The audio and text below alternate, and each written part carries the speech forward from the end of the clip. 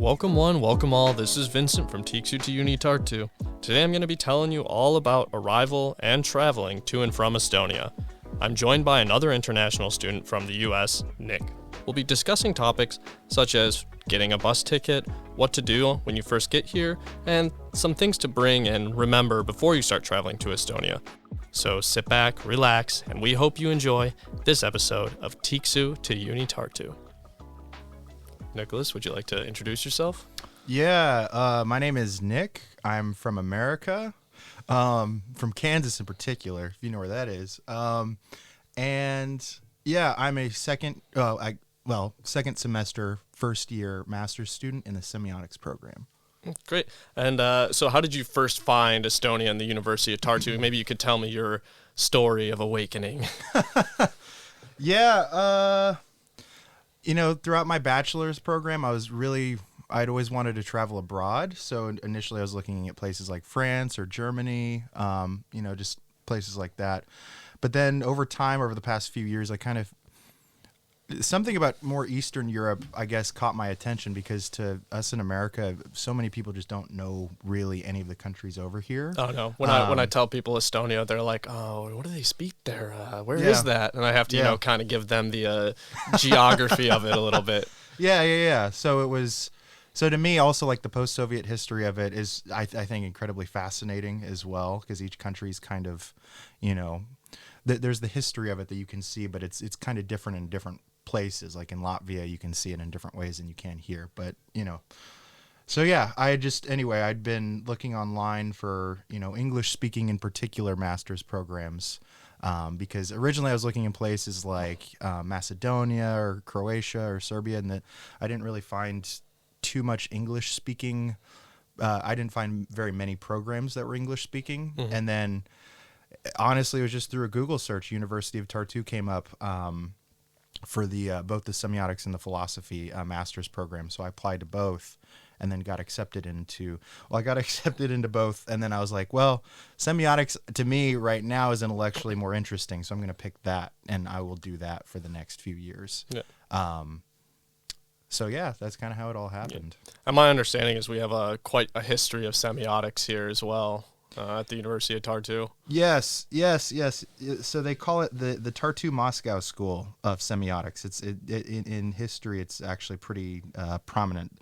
The main thinker behind that's like Yuri Lotman. Yeah. You see his statue in front of the university library. He was a really very influential thinker.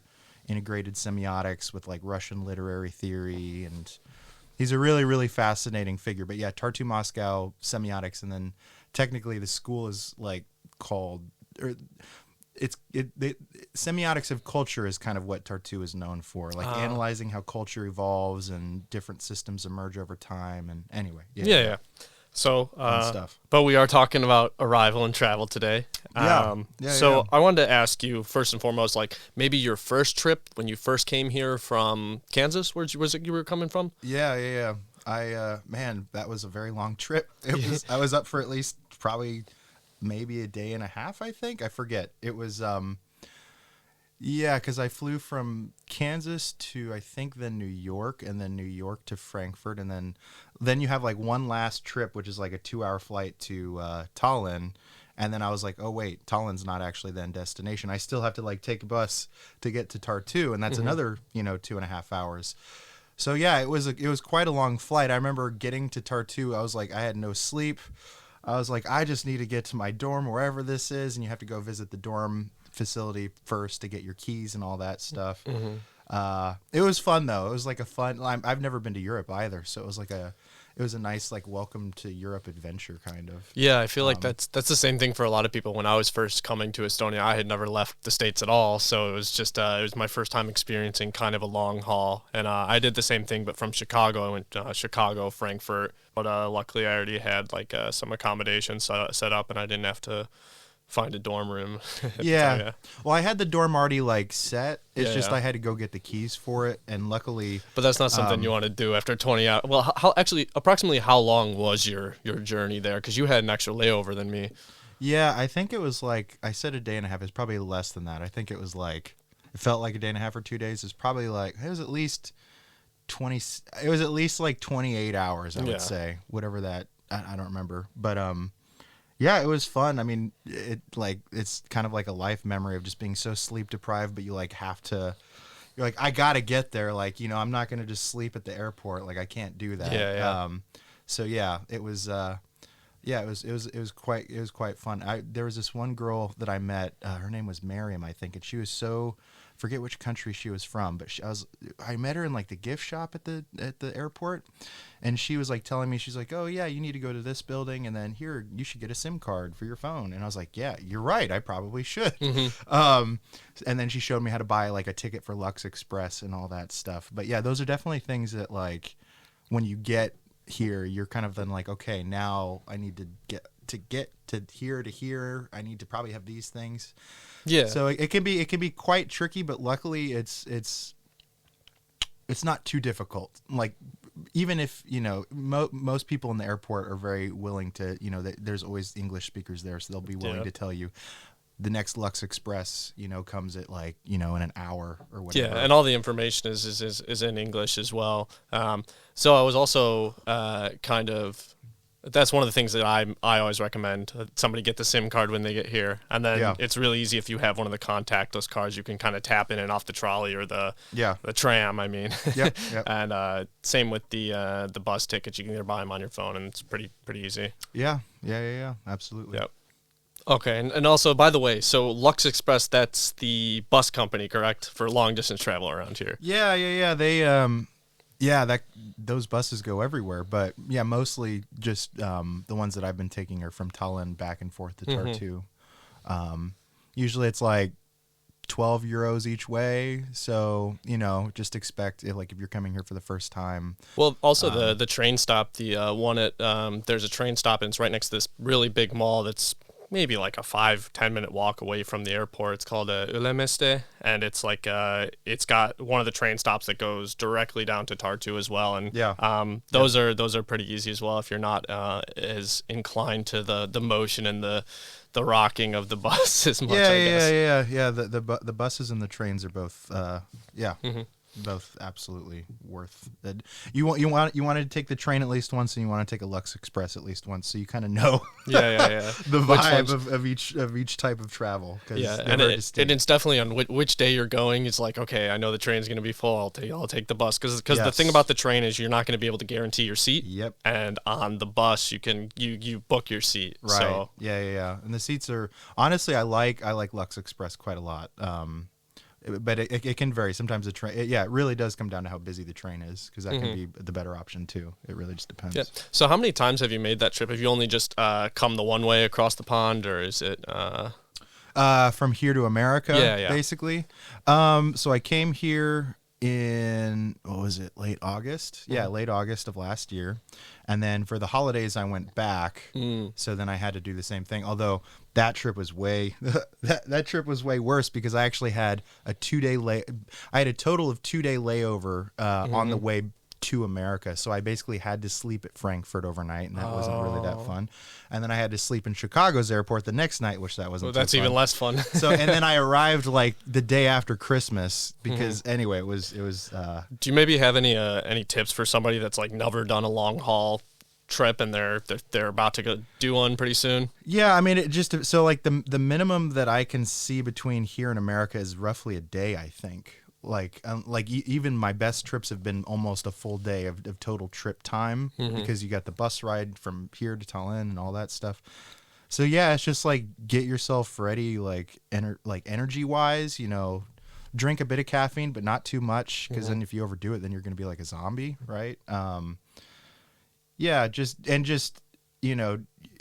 It'll be fine. It is just kind of like it's like if you've never traveled that extensively before, it can be a bit of a challenge, but I don't think it's anything like it's not impossible. It's just kind of get in the mode of like, all right, I'm going to be traveling. Luckily the flights, I watched like almost the entire Harry Potter series because on the flights, the Finairs are really nice. They have like the TV screens with like a ton of movies that you can watch. And so it's like a long trip, but it depends on how you spend that time. Yeah. I always I always bring something to do because they're always like really boring. And I've taken the trips because I go back to the States pretty frequently. That I've actually gone on a trip and then come back to Estonia. I'm like, oh, the same movies are here. And then I've come back. I went on a trip like 4 months later. I'm like, oh, there's still the same movies. Like, and I think maybe I was just right there before the rotation. I'm like, okay, I need to bring my Nintendo or something like that to fill the time. But definitely bring a few different. Like, I read a book, I think, on the way here the first time, and then I finished that, and that's when I started watching movies. I was like, okay, well, I got to do something else. But yeah, you're right. There is a point.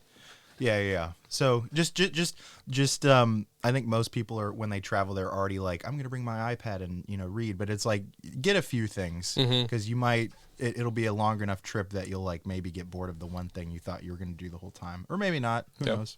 So, I mean, you are living a long way away. I wanted to ask, I always bring back like some Estonian liquor for my mom. I wanted to ask, like, what do you bring back from Estonia to the States, and maybe vice versa? What do you bring from the States to Estonia, like things that you got to have?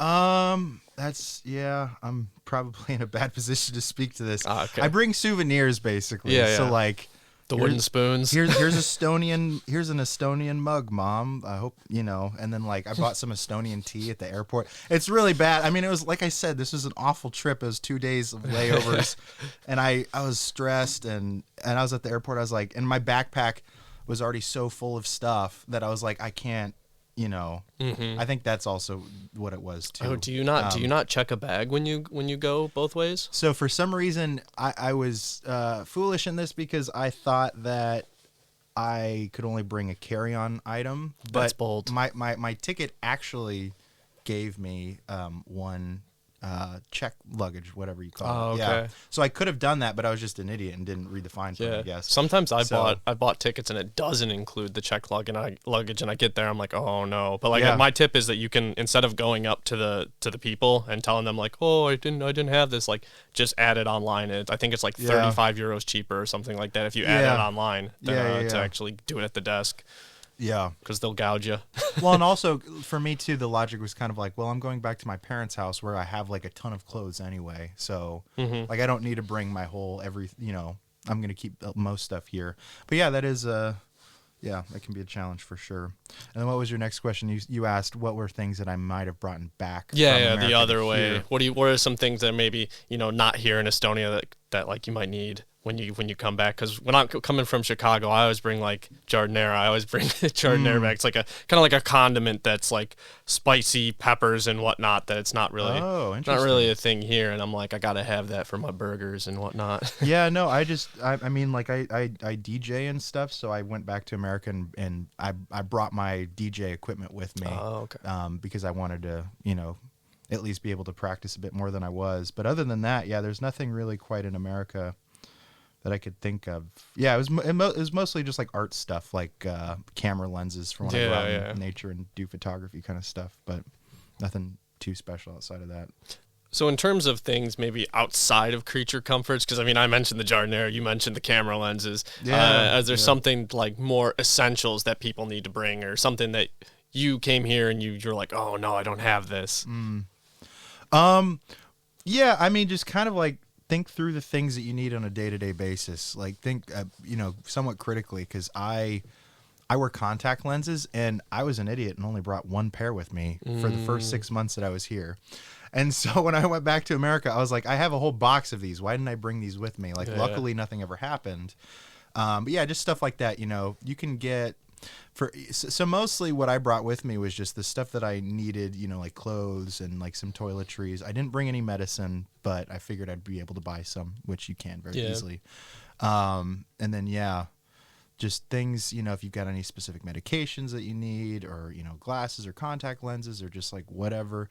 And then, that probably the other thing is I really like to have all my stuff organized in like a neat like binder, like your passport, all the documents that you need when you first travel over here for your visa and stuff. Yeah, definitely. I keep that, when you go get your residence permit, they're going to ask for, your apartment agreement. They're going to ask for all sorts of stuff. So the better organized you can keep that, the better it's going to be for you, and you're not having to run around and print everything like 2 or 3 times. Yeah, and also like right when you get there, you gotta at least have like something booked with the police, or like go there and try to take a spot, because the sooner you can get in and get your stuff like applied for, the better. Yeah, absolutely. One thing that I see is like people are not ready for Estonian winter. So, and people are like, oh, like, you know, somebody from like Honduras or something being like, oh, should I bring a coat? I'm like, maybe don't buy a winter coat in Honduras, because I don't think they're gonna have the quality there that's ready for Estonian winter. You know, man. So I would say get here, buy your coat, because I bought a nice one right when I came here, and it's lasted me a while, and it's always nice and warm, and I feel ready. Yeah, that was a good call. So one of my really good friends, Reiner, he told me to go get boots at Samalin. They're like a military boot company down by Aparaditahas, I believe, and they're relatively cheap, but they're very, very good quality, very durable. Because I was, you were kicking around in flip flops. I was, my shoes were falling apart almost every other month due to the snow, and I was like, man, my feet are always cold. You know, I should probably get some boots at some point. Yeah. So yeah, nice coat. You know, you're probably going to spend, depending on where you look, at least 100 or 200 euros on a nice, but it'll last you and it'll be warm. Yeah, it'll be real puffy. It'll be real comfy. But yeah. Well, and then normally, sorry. Oh, and then just boots. Yeah. You just need to. Yeah, the winter is. Yeah, you just got to get ready for it mentally. I also didn't take any vitamin D or magnesium like everybody keeps telling me. So next time, hopefully, I'll have that. That's maybe like the number one tip anybody should take from this, I guess, is vitamin D and magnesium. Yeah, because there's not much sun. There's not much sun for half the year, you know. So right. Maybe a little bit more than half the year, and you're not really prepared for that. Yeah. But yeah, the winter's fun in its own way too. You just got to keep occupied, and you know, I've got a good group of friends, so we all hang out all the time, and it doesn't. But it can, yeah. I've never lived in such a northern part of the world, I guess, where you know the night comes at like 4 p.m. or something like that, and so yeah, it's Tartu is a beautiful city both during the winter and the summer, but I guess I wasn't expecting how long, and I don't know. Some people have told me that this winter feels like it's a bit longer than it normally is. Well, it did snow not that long ago. Right, exactly. I have a bet with a friend of mine saying that it might snow in May still. We'll see. We'll see who wins. Snow in April, snow in May. We'll see. Right. Yeah.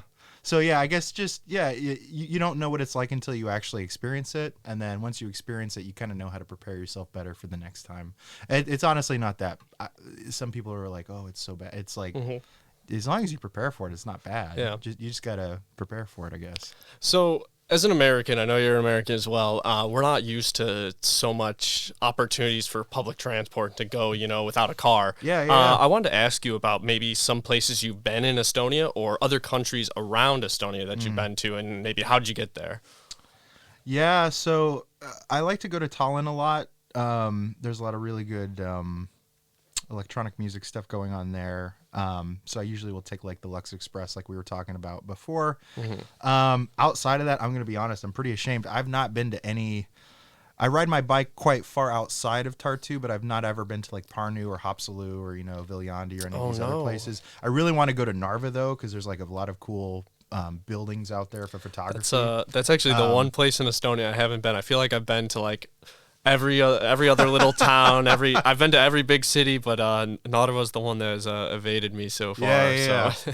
Yeah, so putting my untraveledness aside, in at least within Estonia, I did take the Lux Express once. I just got real, I was like, you know, I just want to go to Latvia. Like, it's the weekend. Let me just go. And so it was like 4 a.m. and my roommate, she's from Latvia, and like I remember she was like, it was like 4 a.m. and she was like up, she was about to go to the bathroom or something, and I was walking out in the hall. She's like, "What are you doing?" And I was like, "I'm going to Riga." And she's like, at 4 a.m.? And I'm like, well, that's the only Lux Express around this time. But anyway, yeah, I went to Riga for like a day, and that was really fun. That city is fascinating for so many different reasons. But yeah, really, those are the only two places so far. I feel I need to travel quite a bit more. My friend, he's putting on a festival in Haapsalu this upcoming fall, so I'm looking forward to going out there for that. And then, I'll find an excuse or two to go around to the other places.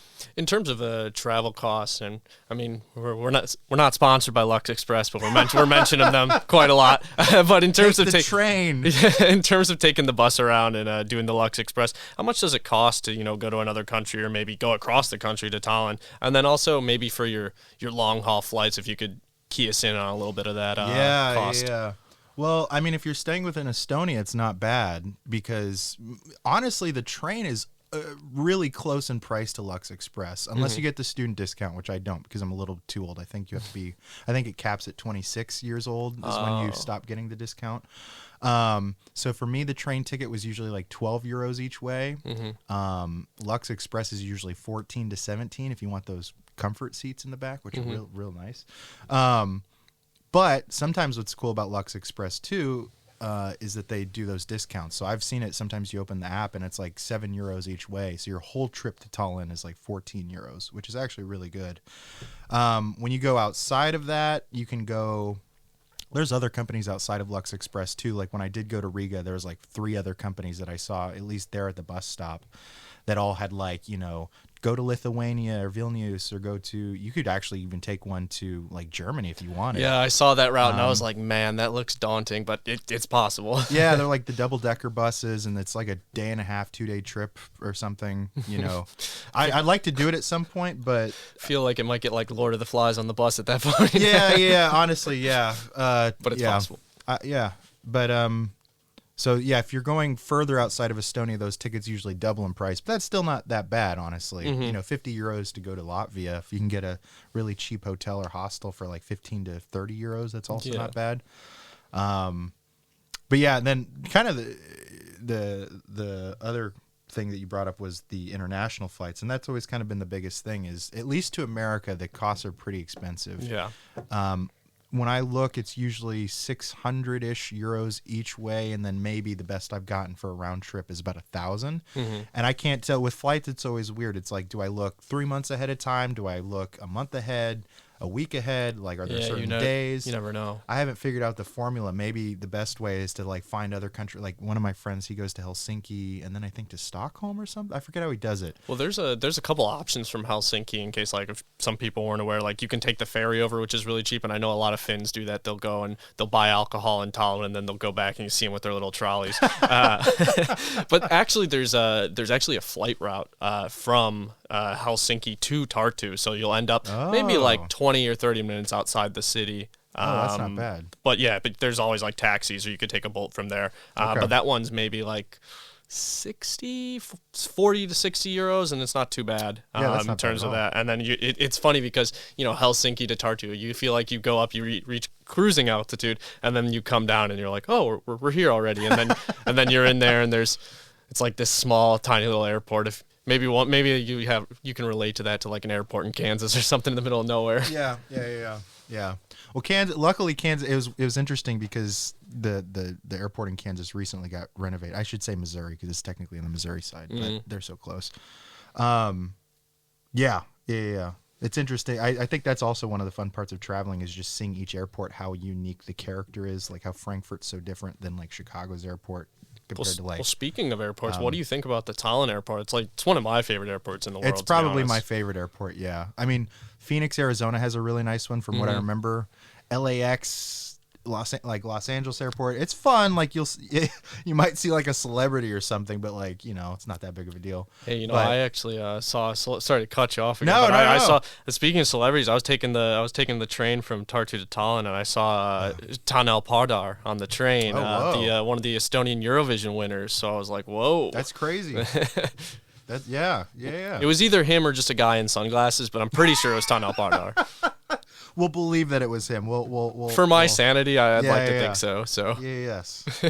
No, that's honestly the fun of it is like you have this experience of coming over and you just feel like it's just like just a fun adventure. Like airports to me have always been, they always just have this like aura about them of like, For me, it's like very relaxing because when I'm in an airport, I feel like I have nowhere to be and nothing to do besides catching my flight. So it's like it feels like you can just let all your stresses go, and you're like, I'm just gonna sit here and wait. There's nobody's gonna come for me. Yeah. That's true. That's true.